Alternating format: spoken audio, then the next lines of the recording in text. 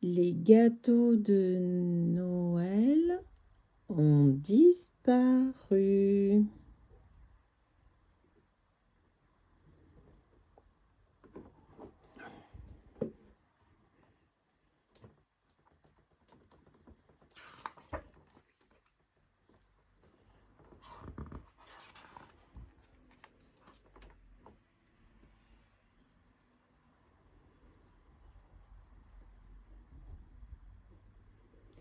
Au village de Saint-Michel, le pâtissier travaillait sans relâche. Son four était allumé jour et nuit.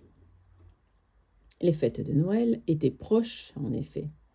Et il restait encore beaucoup à faire. Comme chaque année, les villageois se réjouissaient à l'avance en pensant aux délicieux gâteaux qui bientôt allaient être distribués dans toutes les maisons. Le petit Lucas aidait son père au fournil. Il mélangeait le chocolat, le beurre, la farine, le sucre et les œufs dans une grande terrine, puis, après la cuisson, décorait soigneusement chaque gâteau de cerises confites. Cette spécialité du village faisait la fierté du pâtissier.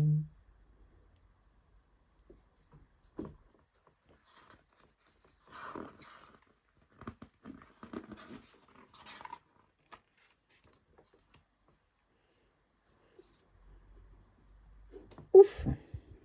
Les gâteaux étaient enfin terminés. Il sentait bon le chocolat, les soirs de fête et les veillées au coin du feu. Heureux du travail accompli, le pâtissier se mit en chemin, tard dans la nuit, accompagné de son fils. Tandis qu'il poussait sa cargaison de gâteaux dans les rues, Lucas sautillait joyeusement de maison en maison pour déposer un paquet devant chaque porte. Mais le lendemain matin, consternation, tous les gâteaux avaient disparu.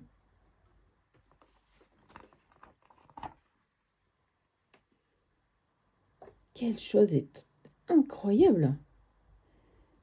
Inquiets, les habitants de Saint-Michel se réunirent devant la pâtisserie. Pourquoi n'avaient-ils pas reçu leur gâteau cette année?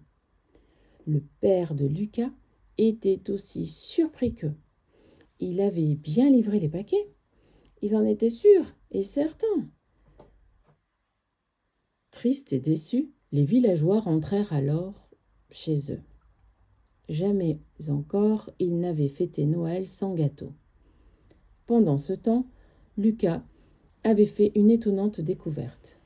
Dans la neige encore fraîche, il avait remarqué d'étranges traces de pas. D'où pouvaient-elles bien provenir?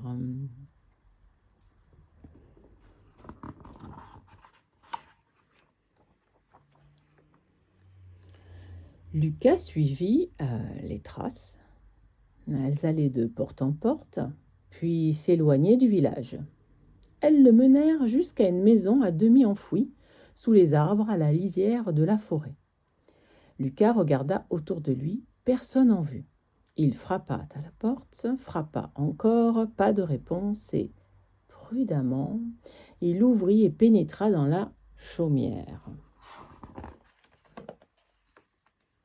Devant lui, soigneusement empilés les uns sur les autres, se trouvaient les gâteaux disparus. Lucas en resta stupéfait.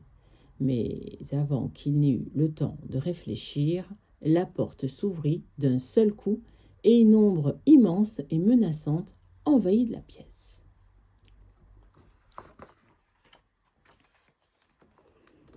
C'était Bruno le bûcheron.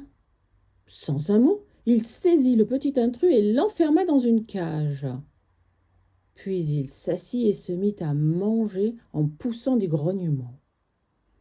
Sous les yeux de Lucas, il engloutit ainsi tous les gâteaux, les uns après les autres.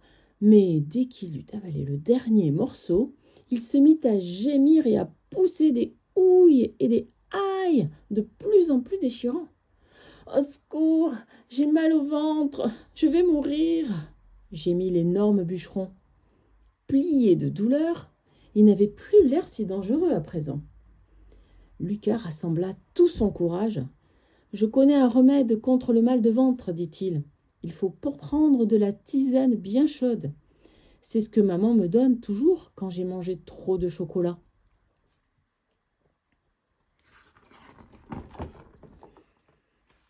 Par pitié, prépare-moi cette tisane miracle, supplia le bûcheron. Et il délivra Lucas, avant d'aller se mettre au lit. Bol après bol, Lucas lui fit boire un grand pot de tisane, et peu à peu, le malade se sentit mieux.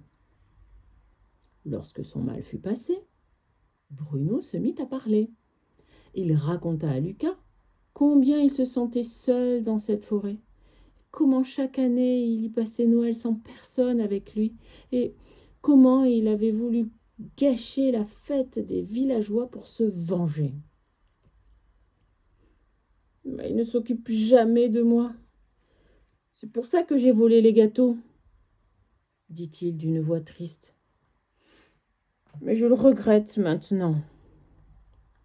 Lucas réfléchit, et soudain, il lui vient une idée. Il murmura quelque chose à l'oreille de Bruno. Puis, tous deux partirent en courant en direction de la pâtisserie. Cette nuit-là, ils furent 3 au fournil, Lucas, son papa et le bûcheron. Jusqu'au petit matin, ils travaillèrent d'arrache-pied sans s'interrompre une seule fois.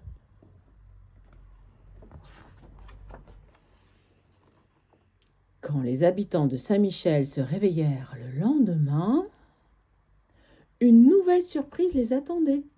Une délicieuse odeur flottait dans l'air, tandis que dans les rues retentissait une joyeuse mélodie. Curieux, les villageois se précipitèrent sur la place. Là, des tables couvertes de gâteaux étaient dressées et près d'elles, le bûcheron jouait de l'accordéon.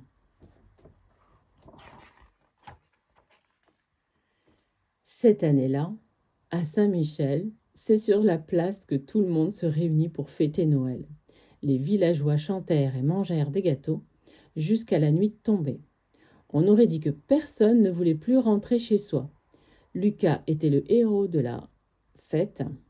On le soulevait de terre en criant « Joyeux Noël! Joyeux Noël !» Bruno, quant à lui, avait trouvé un ami. Et depuis à Saint-Michel, personne n'a plus jamais passé Noël tout seul. Et maintenant, préparons un gâteau de Noël avec Lucas. Il te faudra dans les ingrédients. On va faire un gâteau? Bah, si tu veux.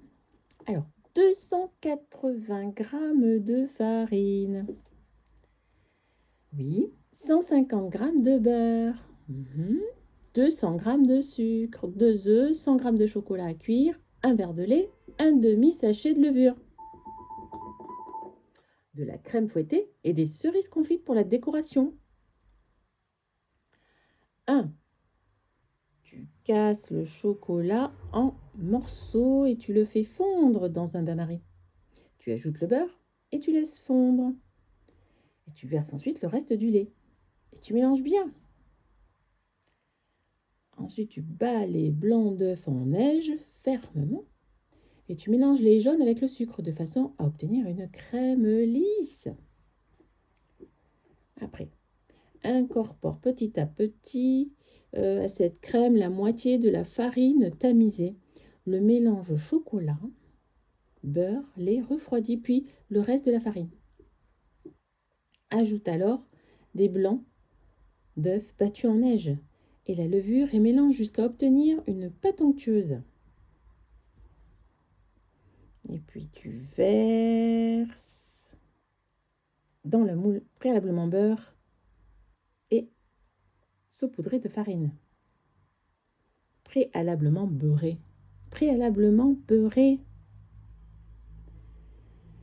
Et saupoudré de farine. Et mets-le au four préchauffé à 180 degrés.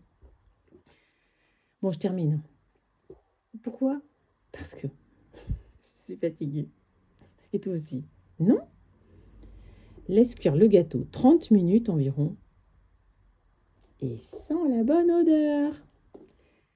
Démoule-le dès la sortie du four et laisse-le refroidir.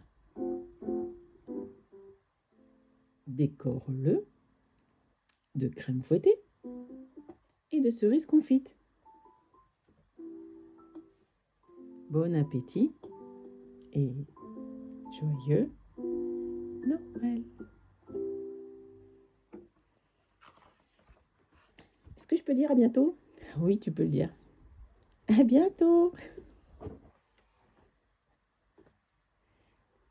À bientôt. À bientôt.